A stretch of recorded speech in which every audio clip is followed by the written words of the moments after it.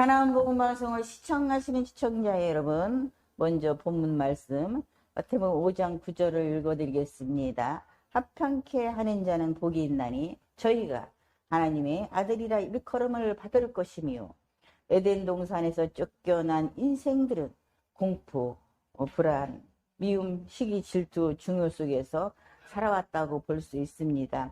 최초 인류의 자녀였던 가인과 아벨은 친형제인데도 형이 동생을 돌로 쳐서 죽인 가족 싸움에서부터 인류는 시작되었습니다. 물론 이것은 유대인이 예수님을 죽인 그림자입니다. 아무튼 인류는 합평 대신 미움과 시기, 분쟁, 살인이 시작되어 오늘날까지 계속되어 지고 있습니다. 그런데 주님께서 오늘 합평케 하는 자가 되어야 하나님의 자녀라고 또 인정받는다고 말씀하시고 계십니다. 사회나 국가나 전쟁 종식을 위하여서 화해와 또 평화가 정착하도록 노력하라는 또 말씀일까요? 오늘날 평화라는 단어를 앞세워 이런 일을 하는 이단 종교 단체가 많습니다.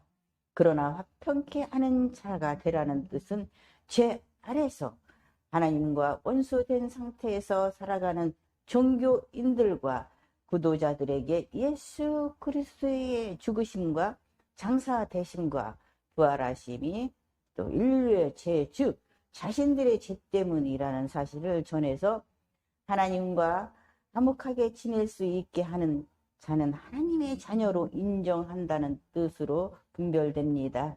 율법의 가르침은 하나님과 원수가 되는 것을 모르고 인간과 의롭게 되기 위하여 끊임없이 온전한 행위를 요구할 뿐 아니라, 만약 율법의 가르침을 이행하지 못했을 때는 정죄와 또 심판을 받게 됩니다.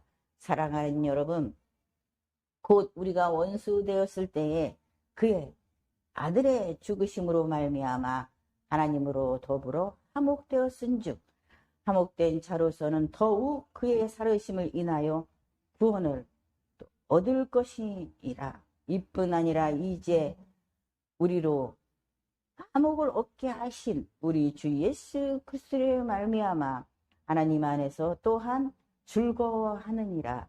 로마 5장에서 10절과 12절을 참고하시면 되겠고요. 이 말씀은 죄 아래 있는 인간이 예수 그리스도를 통하여서 또 하나님과 화목되었음을 우리에게 말씀해 주고 계십니다.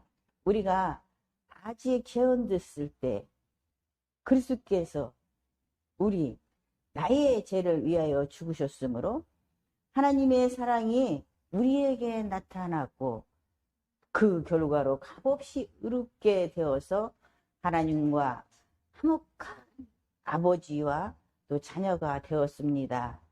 제 사함이 확신이 있어야 다른 사람에게도 하나님의 평화를 줄 수 있다라는 것이죠. 화평의 복음을 전하실 수 있는 주님의 용사들이 되시기를 진심으로 부탁드립니다. 여러분, 코로나